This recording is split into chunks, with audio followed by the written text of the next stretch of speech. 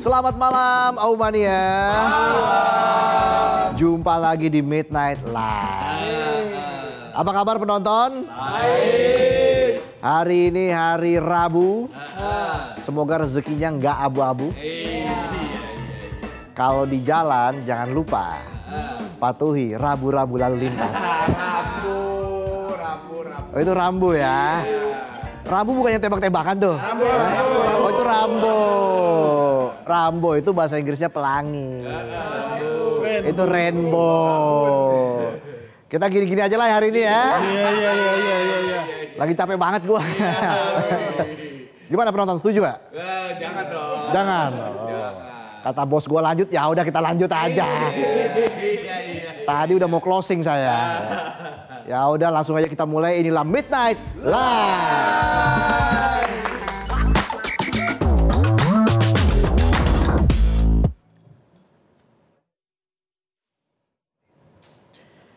Berita malam ini kita akan kembali bahas soal akar masalah Republik ini yang terus terjadi.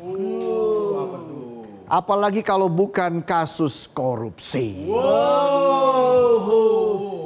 Korupsi lagi, korupsi lagi. Korupsi kali ini menjerat kepala daerah, udah kayak film jadul yang diputar terus. Gak pakai nebak-nebak, udah hafal jalan ceritanya. Iya benar. Modus-modusnya lama, yang baru cuma orangnya. Iya. Pas kampanye ngomongnya siap melayani. Begitu udah menjabat, yang dilayani bukan rakyat tapi syahwat. Syahwat merampok uang rakyat. Iya. Kali ini ceritanya datang dari Riau. KPK turun ke lapangan buat menangkap Gubernur Riau Abdul Wahid dalam operasi tangkap tangan Senin malam 3 November. OTT ini menambah panjang daftar kepala daerah yang terjerat kasus korupsi. Daftarnya panjang banget. Kalau dijejerin, kalah tuh konvoi nikah rombongan besan. Mobilnya ada stikernya tuh. Nomor 11, rombongan besan dari Bikini Bottom. Bisa aja saya.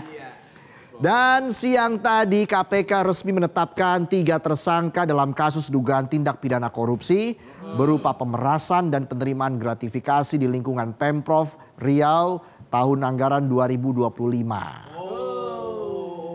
Atau dikenal dengan sebutan kasus Japrem alias jatah preman. Nama kasusnya jatah preman, tapi yang menikmati orang-orang yang punya jabatan.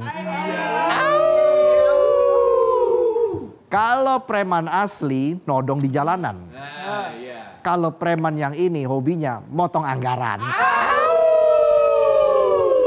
3 tersangka tersebut yakni Gubernur Riau Abdul Wahid, Kepala Dinas Pekerjaan Umum, Penataan Ruang, Perumahan, Kawasan Permukiman dan Pertanahan atau Dinas PUPR PKPP Provinsi Riau M. Arief Setiawan, serta tenaga ahli Gubernur Riau Dani M. Nursalam.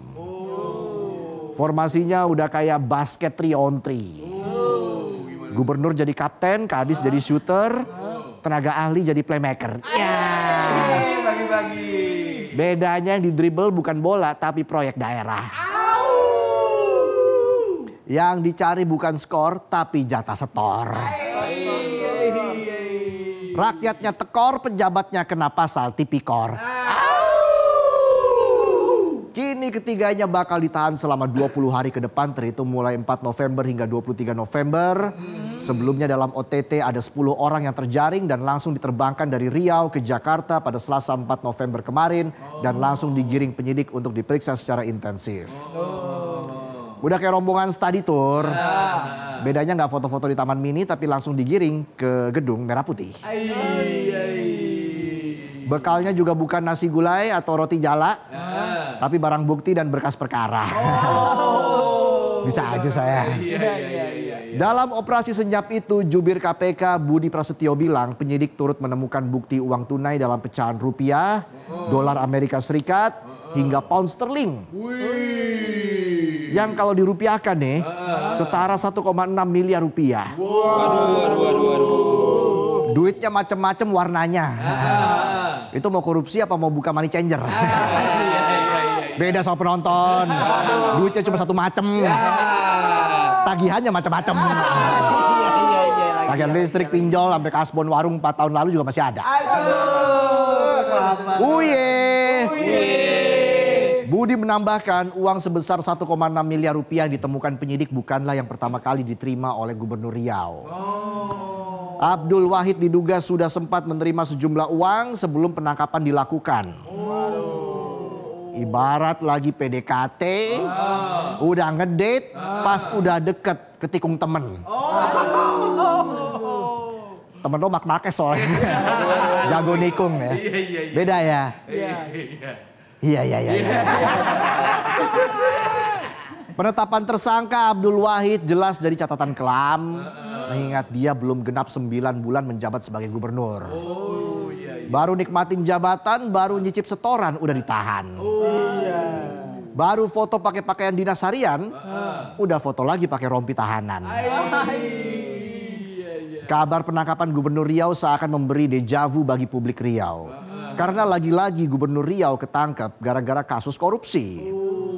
Abdul Wahid tercatat sebagai Gubernur Riau keempat yang ditetapkan tersangka sama KPK. Gubernur Riau dan korupsi itu udah kayak drama Cina di TikTok. Gimana tuh? Dracin. Partnya banyak, pemainnya gonta-ganti tapi ceritanya sama semua. Kayak gimana tuh? Ada menantu pura-pura hidup susah, padahal aslinya kaya. Sama kayak yang ditangkap. Pura-pura doang punya jabatan, aslinya preman. Sebelumnya Gubernur Riau pertama yang terjerat kasus korupsi adalah Saleh Jasid yang memimpin pada periode 1998 hingga 2003. Dia dihukum 4 tahun penjara pada 2008 karena korupsi dalam proyek pengadaan mobil pemadam kebakaran yang merugikan negara sebesar 4,7 miliar rupiah. Namun Saleh dibebaskan bersyarat setelah menjalani hukuman 2,5 tahun. Pengadaan mobil pemadam kebakaran dikorupsi. Dikira memadamkan api sama kayak memadamkan emosi kali ya. Benar tuh. Cukup pakai klarifikasi. Mana hukumannya setengah-setengah, vonisnya 4 tahun, baru jalan 2,5 tahun udah bebas. Enak banget. Yang dikorupsi mobil damkar, tapi yang padam keadilan. Bisa aja saya. Lalu Gubernur Riau periode 2003 hingga 2013 Rusli Zainal mengikuti jejak Saleh yang terjerat kasus korupsi. Saat itu Pengadilan Tipikor Pekanbaru menjatuhkan vonis 14 tahun penjara dan denda 1 miliar rupiah serta subsidiar 6 bulan kurungan. Rusli terjerat kasus korupsi penyelenggaraan Pekan Olahraga Nasional atau PON serta penyimpangan dalam sektor kehutanan di Kabupaten Pelalawan dan Siak. Emang sih di PON ada perlombaan lari, cabang atletik. Tapi nggak lari bawa duit negara juga. Cabur baru tuh. Habis olahraga, hutan juga dikorupsi. Pohonnya dibabat, anggarannya diembat. Buset. Ibarat kata punya gebetan humoris tapi toksik. Awalnya ngajak hidup sehat, pengen padel tapi nggak modal. Udah dibayarin, ditinggalin. Dia malah padel sama mantannya. Emang dasar mau kondo.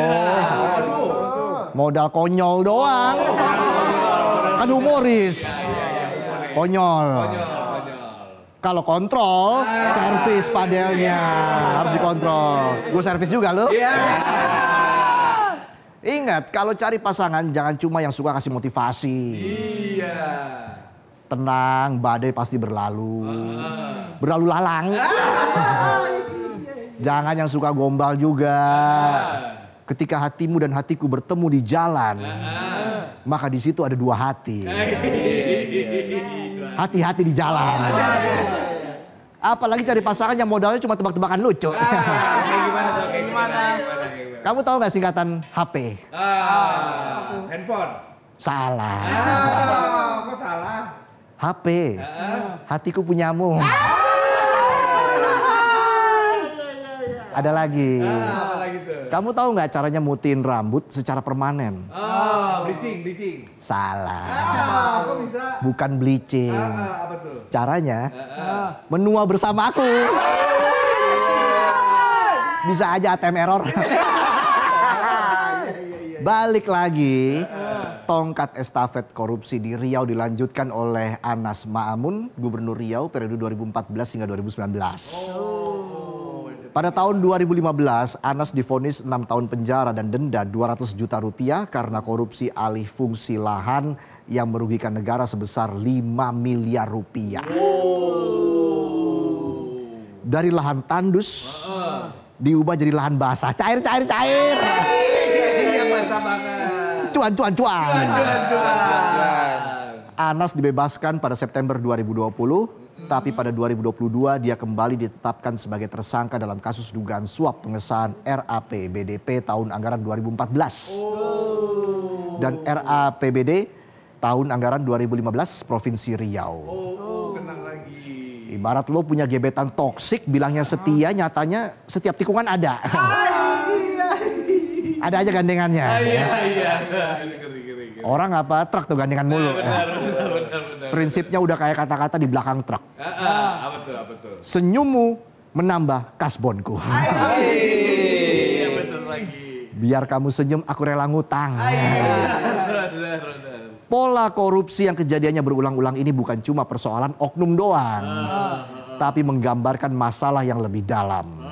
Mulai dari sistem yang ambyar, tata kelola yang kacau, pengawasan internal yang gak jalan, sampai budaya balas jasa. Waduh.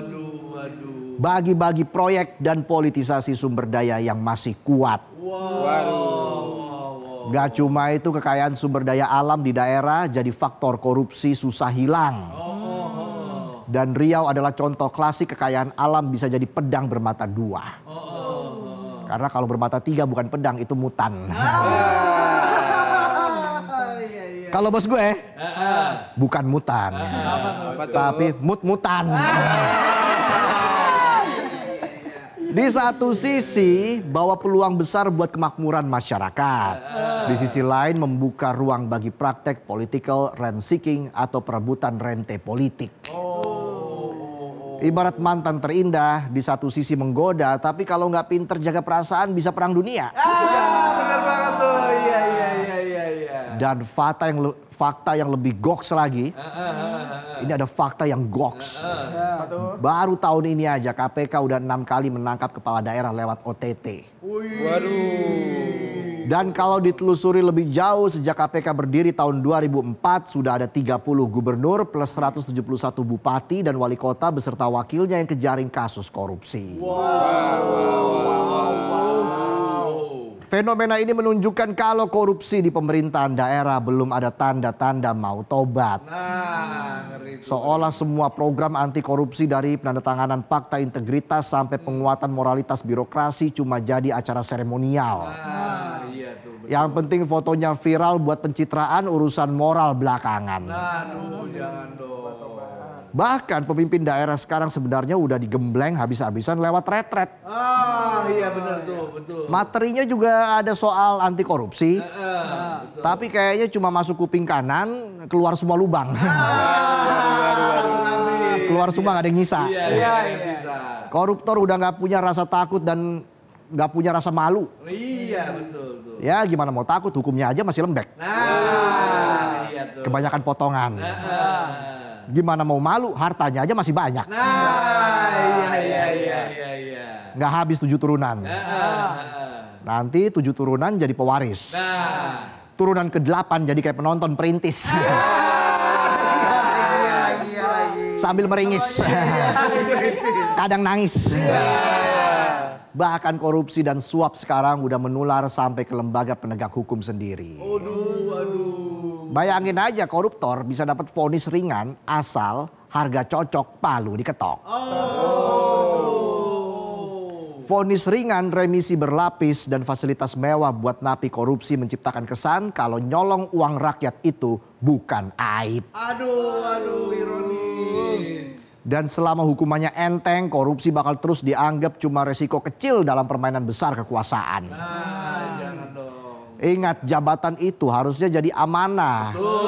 Bukan malah dijadikan celah buat ngisi kantong dan menguntungkan kelompok sendiri.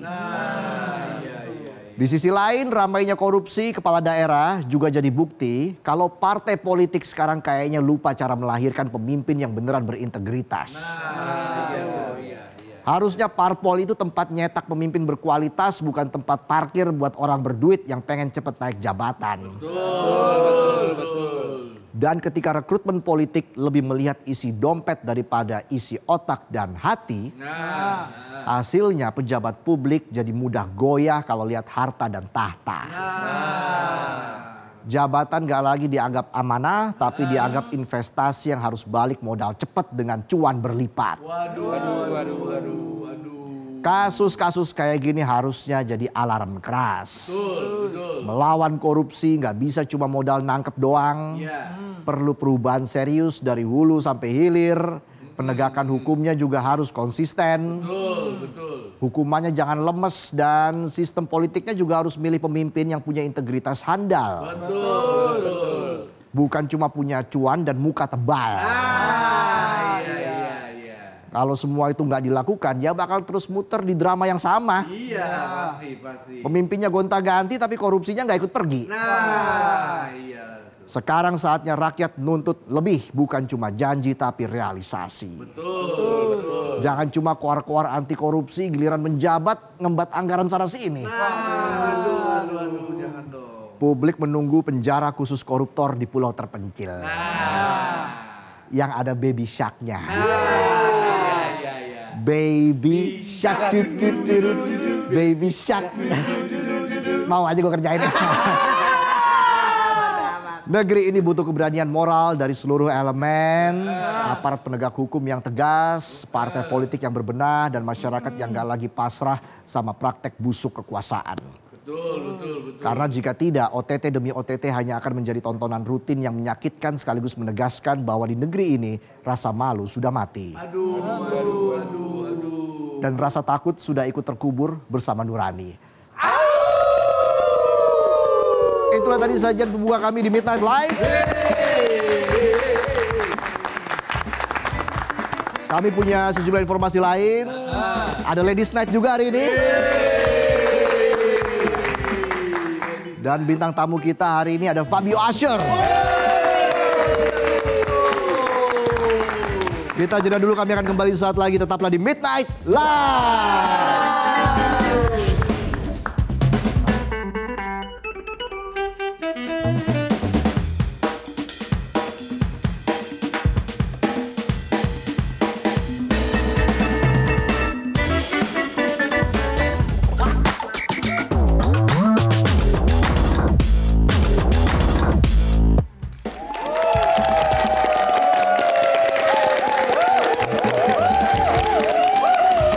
Kembali lagi di Midnight Live. Penontonnya banyak banget kali ini ya. Mau nonton siapa sih? Fabio. Fabio Asher akan hadir di Midnight Live. Tapi kita baca dulu informasi yang berikut ini ya. Kreativitas tanah air telah menjadi energi yang mendorong berbagai peluang dan inovasi di berbagai sektor. Karya dan ide orang-orang inspiratif membuka jalan bagi pertumbuhan ekonomi serta pengembangan budaya yang lebih luas. Berikut informasinya.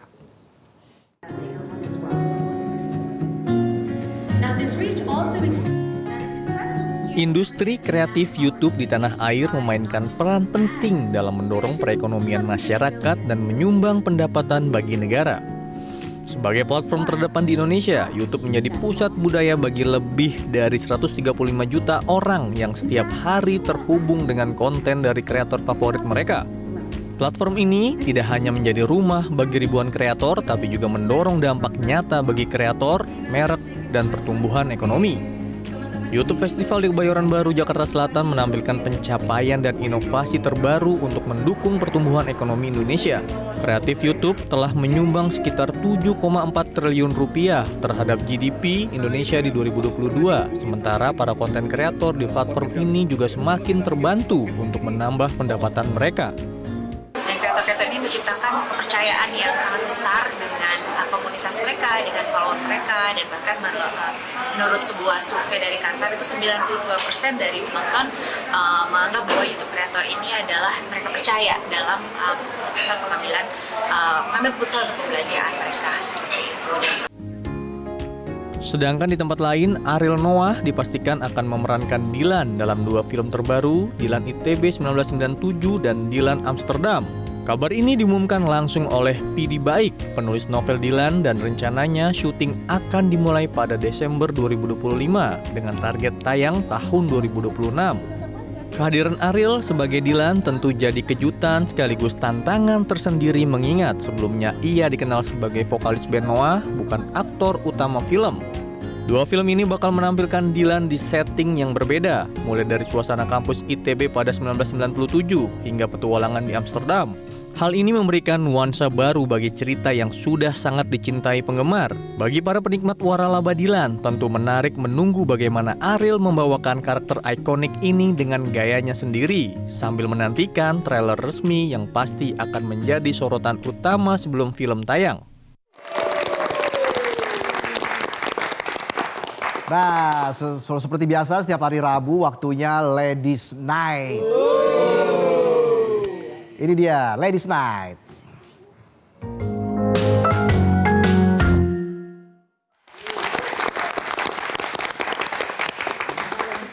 Nah, untuk Ladies Night hari ini sudah ada Nurul Zenita yang akan ajak Aumania hangout. Hangout di mana nih ya? Langsung aja kita tanya Nurul, lagi ada di mana nih? Nah, yang nongol Otong. Katanya Ladies Night, yang nongol kok Otong? Saat ini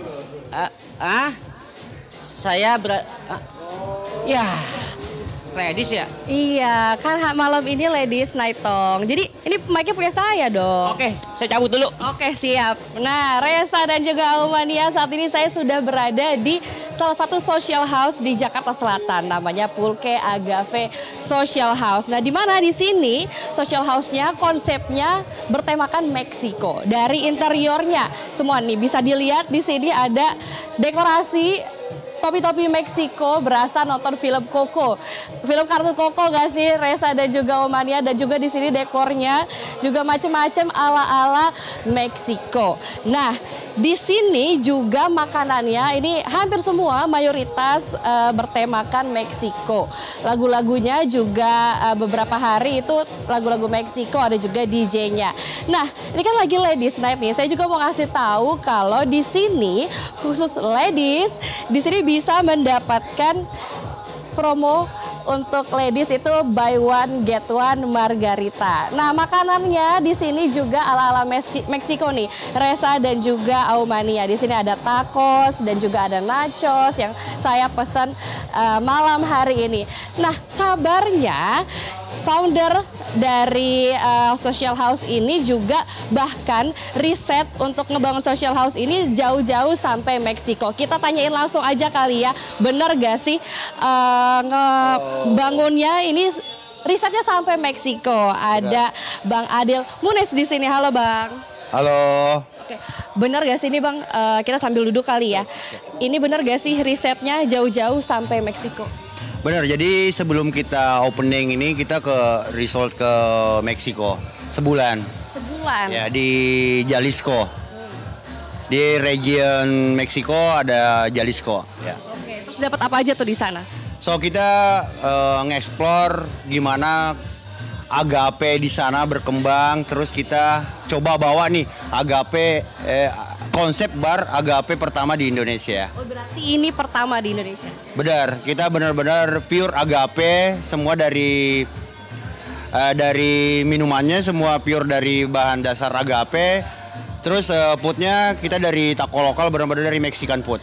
Oke, yes. Ini kan makanannya mayoritas makanan Meksiko ya kan? Semuanya. Semuanya? Yes, Mexican. Yang apa ya, yang jadi andalan apa sih?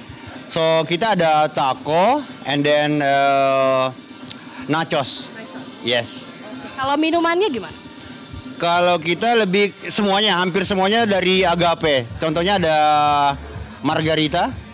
So kalau hari Rabu itu buy one get one khusus buat ladies. Yes, so ini pakai strawberry and cheese and lemon kita blend, terus kita pakai mesin frozen. Jadi lebih refreshing dan segar. Yes. Kalau hari-hari malam-malam lain ini gimana nih? Adakah ada spesialnya atau special performance kah atau gimana? Yes, hampir dari Senin sampai Sabtu ya kita buka, Minggu kita tutup.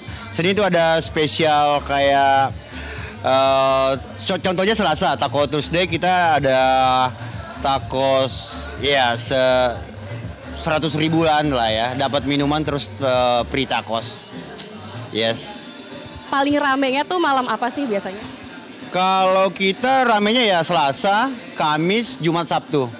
Selasa, Kamis, Jumat, Sabtu. Ya, Rabu juga ada Ladies Night. Ya, cuman kita ada 2 lantai kan. Jadi kalau Rabu full di lantai 1. Oke, berarti Ladies Night gak hanya di Midnight Live tapi di sini juga ada nih ya. Benar banget. Seru banget.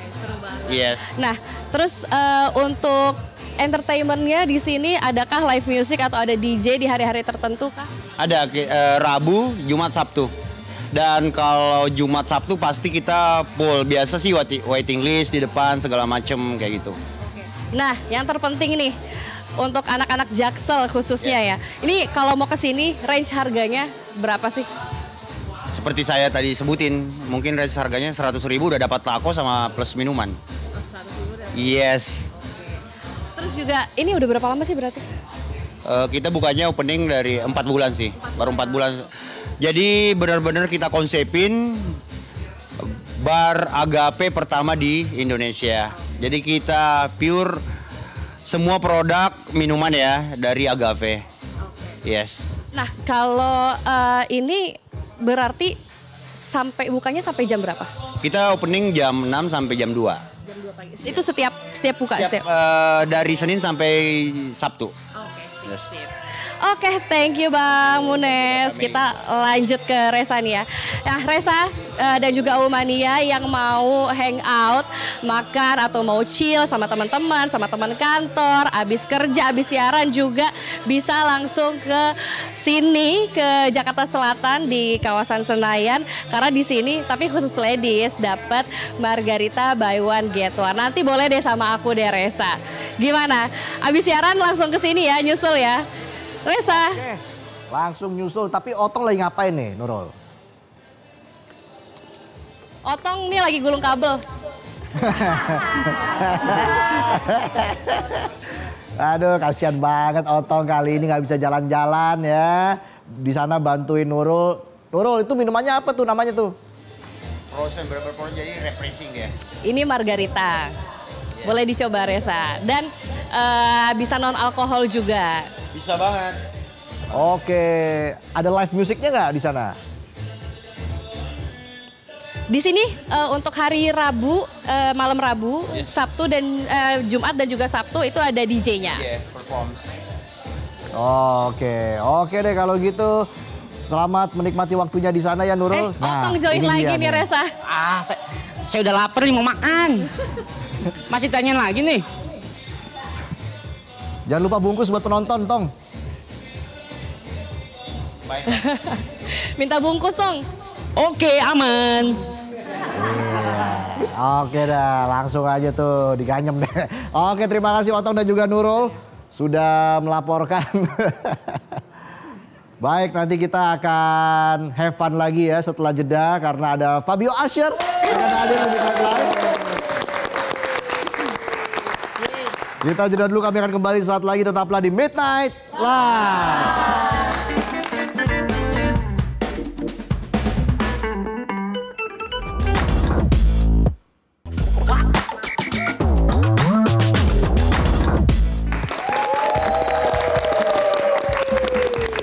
Kembali lagi di Midnight Live. Aumania mana suaranya?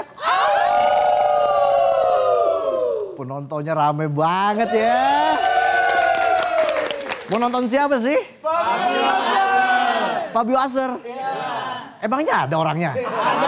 Ada. Ya udah langsung aja kita sambut Fabio Asher. Halo Fabio, selamat malam. Selamat malam. Silakan duduk Reza. Silakan duduk ya. Welcome to Midnight Live.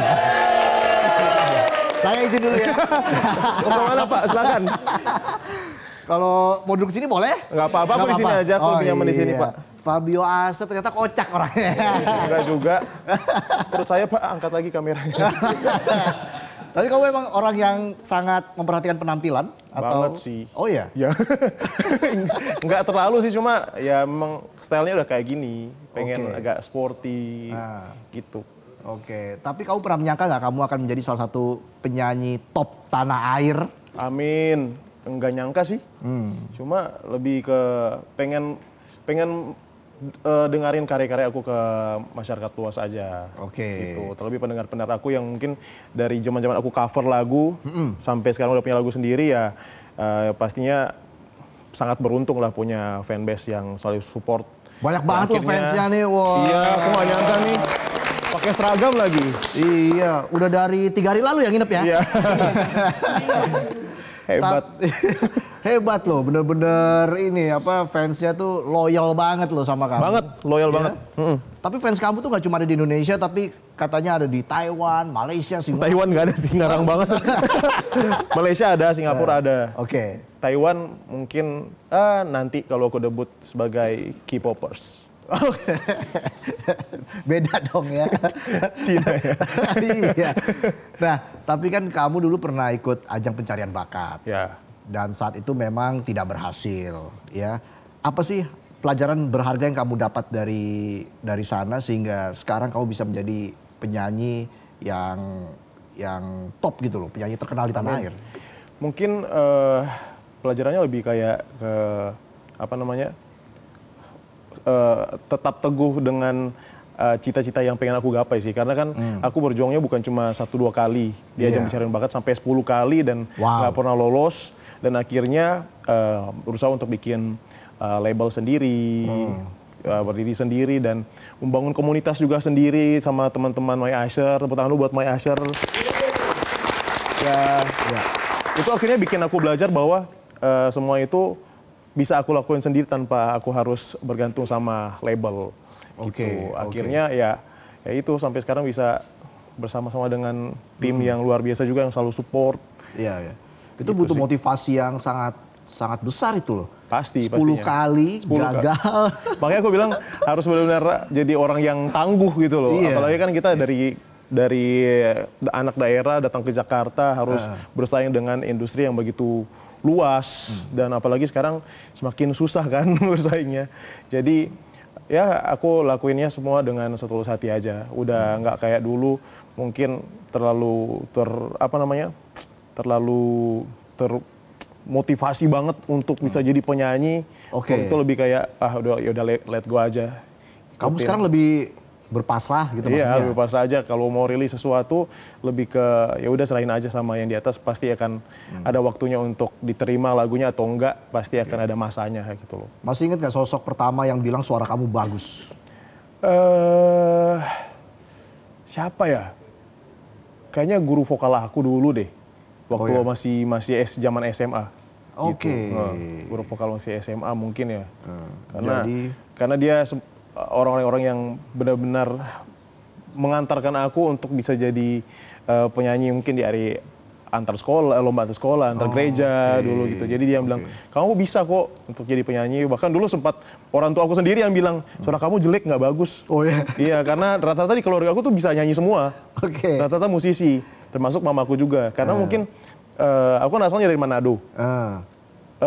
Tipe suara yang disukai di daerahku tuh suara-suara yang tinggi, yang melengking-melengking. Sementara suara aku tuh termasuk menengah bariton.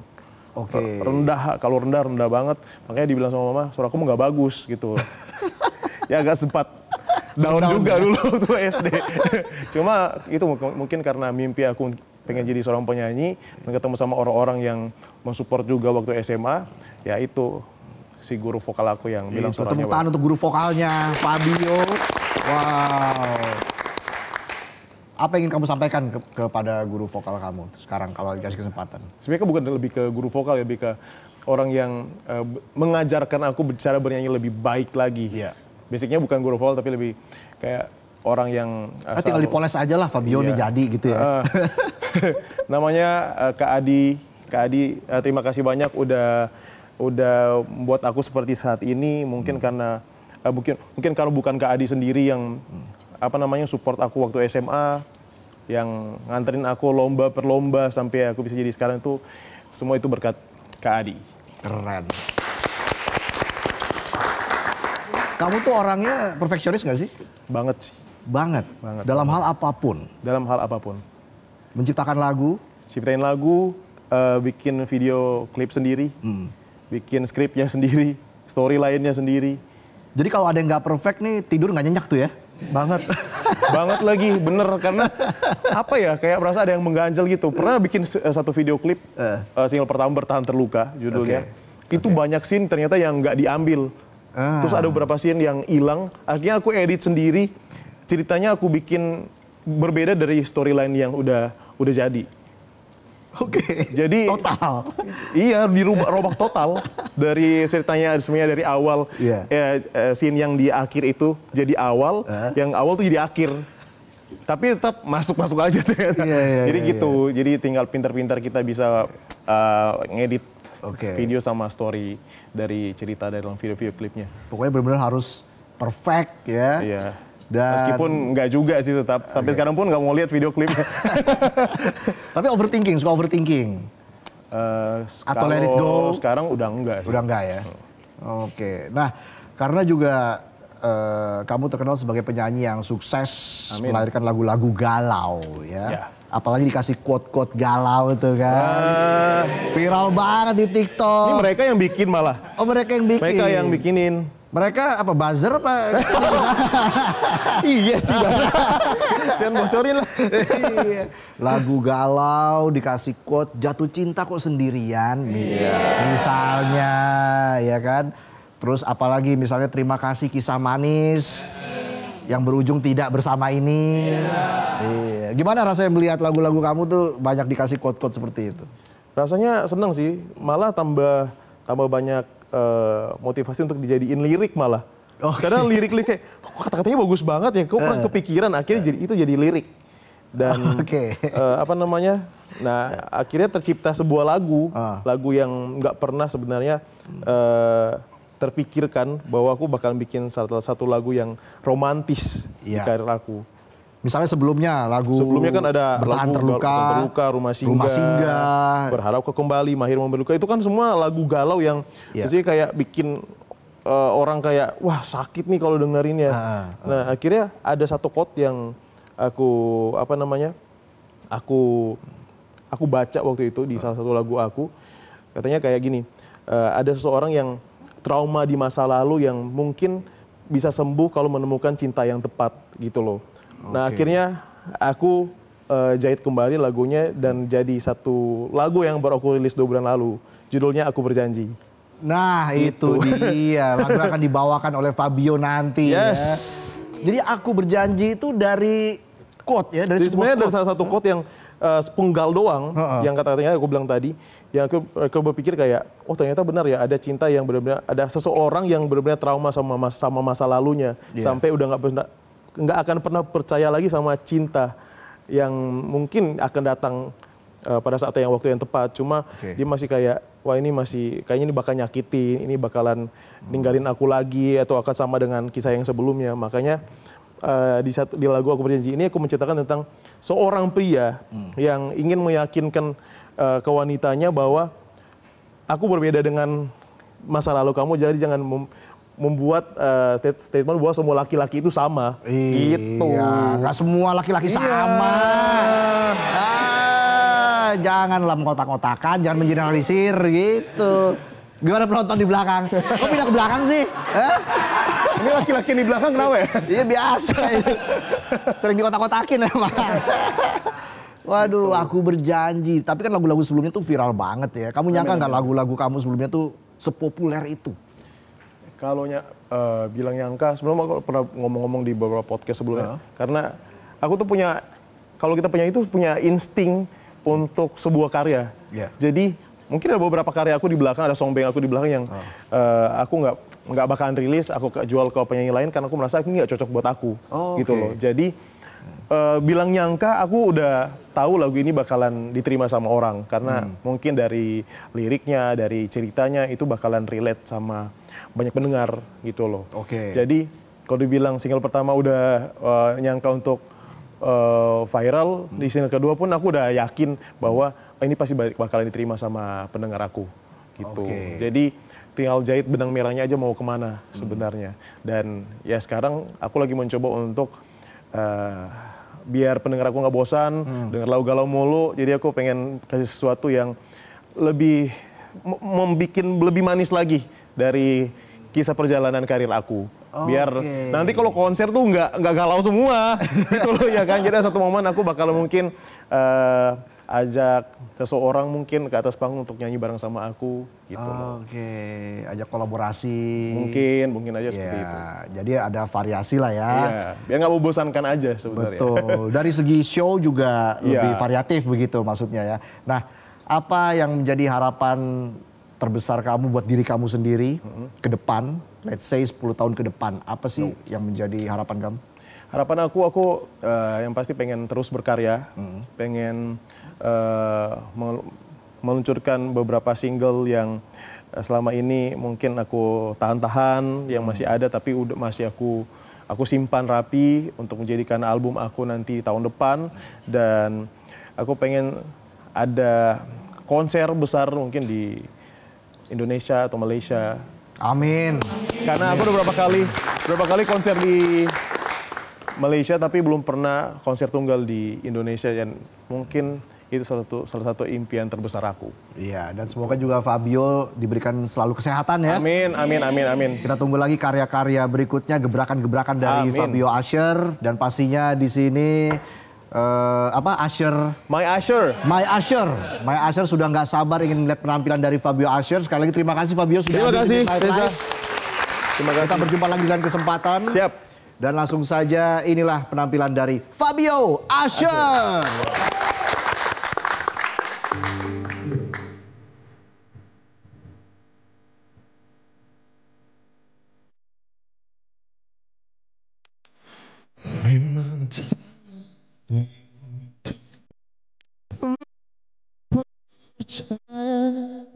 Setiap pahit masa lalu yang tersakitimu,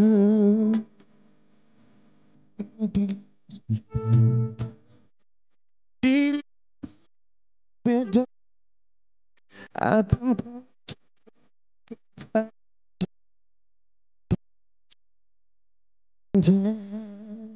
yakinkan hatimu padaku. Aku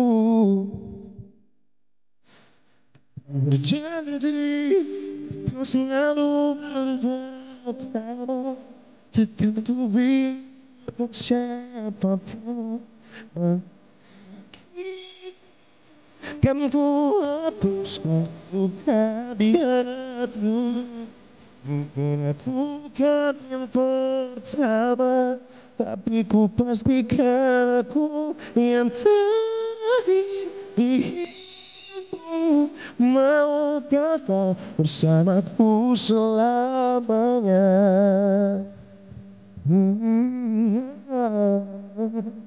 Pastikan diriku berbeda, akan ku tunjukkan padamu cinta bisa berakhir. Yakinkan hatimu padaku sayangku.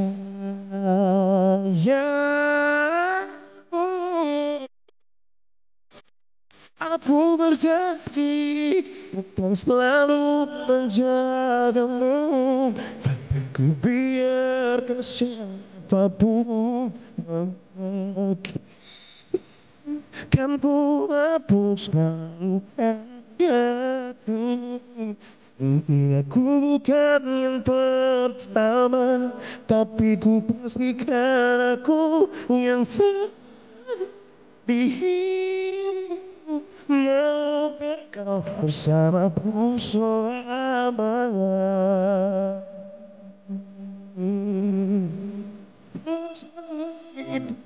Jangan tidak perlu tinggal.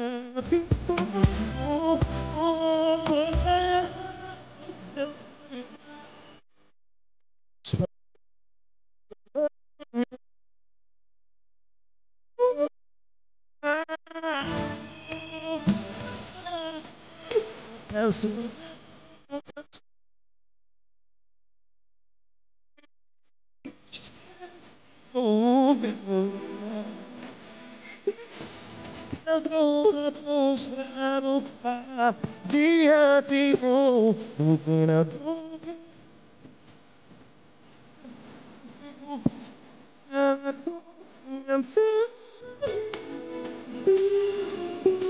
Mau kata bersamaku selamanya. Mau kata bersamaku selamanya. Mau nggak? Terima kasih, Midnight Band.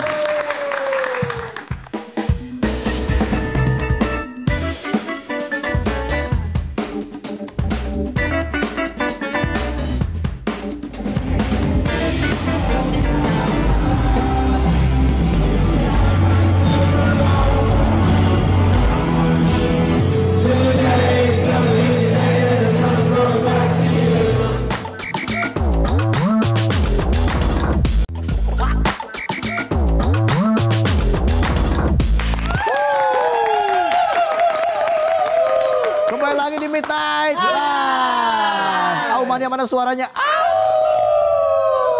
Gimana tadi penampilan Fabio Aser? Keren. Penonton kan My Aser juga kan? My Aser, ser. Keren. Nah, kita punya informasi yang berikut ini. Kebahagiaan dan nostalgia pecah di Melbourne saat band legenda Britpop Oasis akhirnya resmi reuni setelah lebih dari 15 tahun berpisah. Liam dan Noel Gallagher kembali berdiri di atas satu panggung dalam konser Live 25 di Marvel Stadium, Australia. Dan berikut adalah keseruan liputan dari Australia oleh jurnalis Metro TV Gemma Tanjung. Ini dia keseruannya. Halo pemirsa Metro TV, saat ini saya sedang berada di Melbourne, Australia, tepatnya di Marvel Stadium. Saya mau nonton konser Oasis reunian. Ini merupakan benua keempat mereka datangi untuk konser reunian. Lihat kalau Anda melihat di depan saya, sudah ramai banget yang ngantri di gate 5.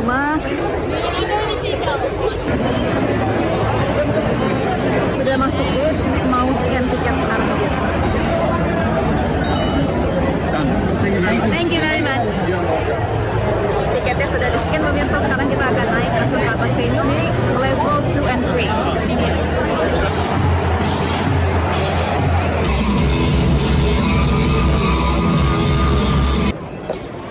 Oke pemirsa, jadi baru aja kita menyaksikan ya konser Oasis selama 2 jam, lagu-lagu hitsnya dibawakan. Ini masih kedengaran suara gemuruh para penonton karena baru aja selesai, baru pada keluar dari stadion.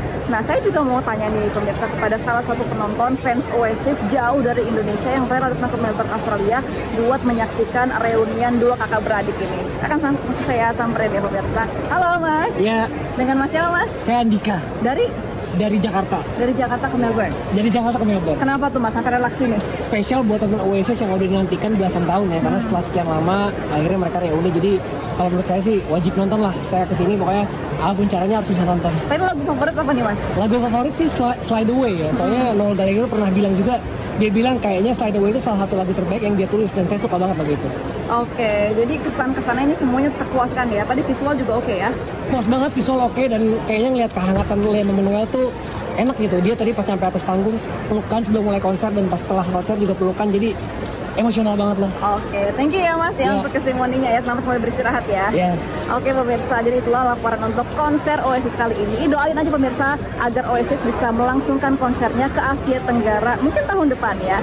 Dari Melbourne, Australia, Gemma Tanjung, Metro TV. Keren. Goler Iraut. Itu. Tadi Gemma sama Andika mirip tuh ya. Jangan-jangan suami istri. Memang suami istri. Oke, dari band Britpop asal Inggris kita geser ke motor superbike buatan Inggris Norton yang sempat tenggelam kini bangkit dengan menghadirkan motor superbike Manx R. Dan informasi ini sekaligus menutup perjumpaan kita di Midnight Live. Kita jumpa lagi besok. Terima kasih penonton sudah hadir di studio. Sampai jumpa besok di Midnight Live. Metro TV. Jelajahi cara baru mendapatkan informasi. Download Metro TV Extend sekarang.